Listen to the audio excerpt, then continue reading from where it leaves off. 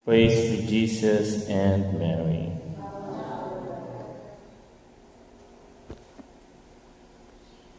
When they climbed out on shore, they saw a charcoal fire with fish on it and bread. Brothers and sisters, mayong buntag and happy Easter again. No?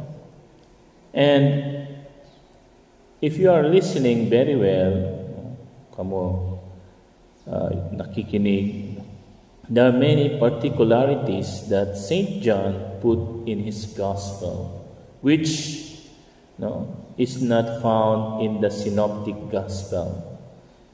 Unsa may mga synoptic gospel? Matthew, Luke, and Mark. And one of the particularity is that St. Peter returned to fishing. So siguro na-board na rin si St. Peter sa kakatago. So sabi niya, mangisda kita.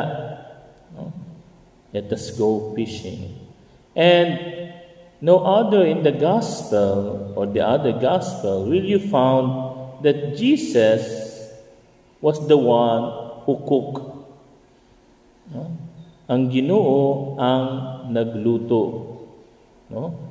Sana all. Here, particularly St. John is telling us that Jesus was the one who prepared sa kanilang pamahaw. Tama ba? Breakfast. With the bread and the fish. Buti na lang si Lord hindi nakakasunog ng isda o gano'n. And he led Peter and the others to eat with him. It was a very good testimony that he is not really a ghost. Oh, my love, my darling. Nalala ko yung ghost na So, hindi siya ghost na na walang laman, na walang lawas. And what is interesting also, tingnan natin kung nakita niyo yung isa pang particularity sa gospel, is regarding the number of fish.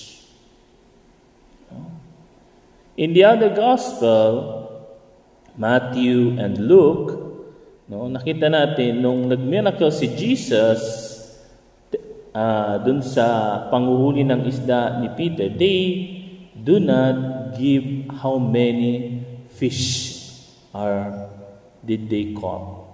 Hindi sinabi kung pila ka isda o sa Bicol pa pila ka sira. Ilang sira na nakuha sa dagat. But St. John put a number. Ilan? Tingnan nga. Nakikinig kayo kay Rev. Ilang fish? 153. Ano man? 153. Are you not curious?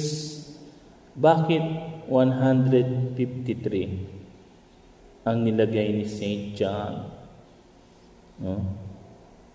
Numbers in the Bible, in the Gospel, the Old Testament, had meaning.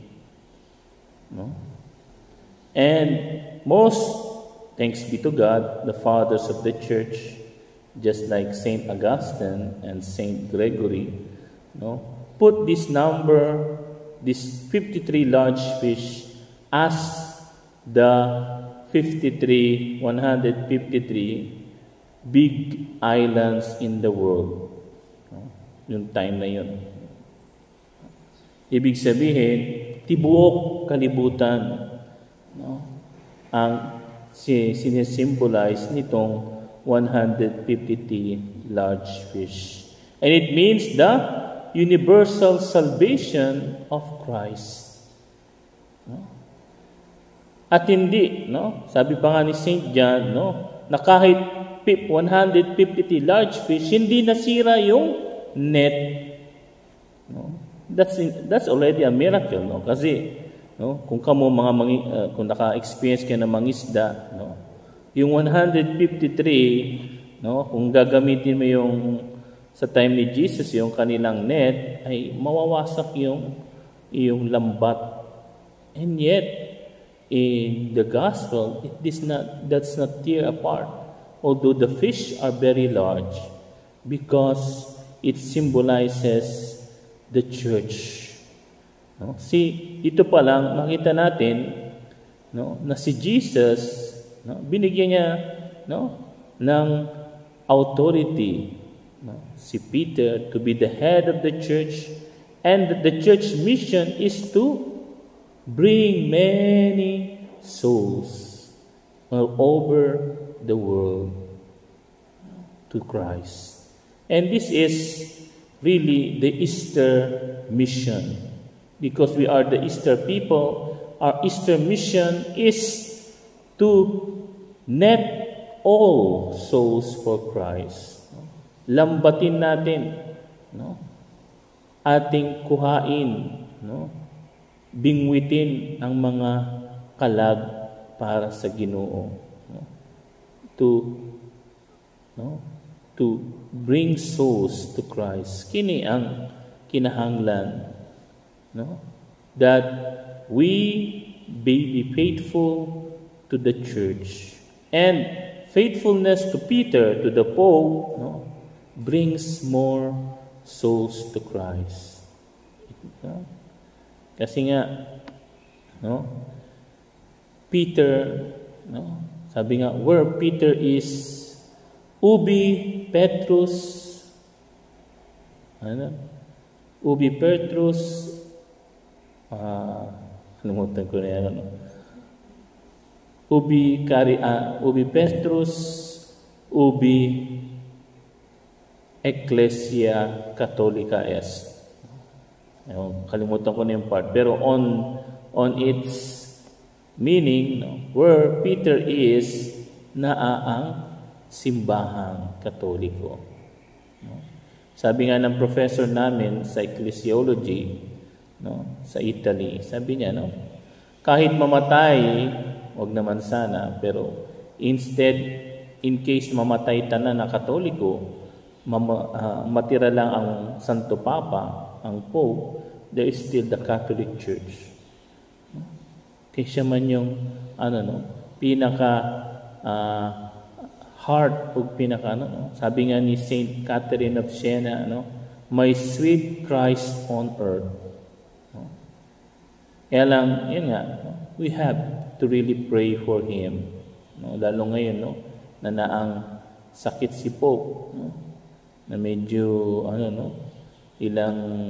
hindi na nga siya nakapag-participate ng Station of the Cross, physically, dahil sa kanyang karamdaman. So let us pray to him and let us ask the Lord, to give him still the health and strength he needs to guide the church, to be one with the church. Sentire, yun nga, yung importante, sentire cum ecclesia.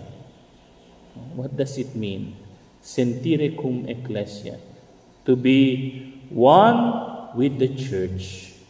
Kung ano nangyayari sa simbahan, we should be aware. Huwag tayong walang pakialam. Especially those brothers and sisters that are in terrible needs. Yung mga kapatid natin na tinamaan ng lindol sa Taiwan, yung mga kapatid natin nasa Ukraine, we should really be praying for them. And let us ask the Lord, the Sacred Heart of Jesus. Today is the first Friday of the month in honor of the Sacred Heart, and also tomorrow, the Immaculate Heart of Mary, to help us to be fishers of men, fishers of soul. Praise be Jesus and Mary.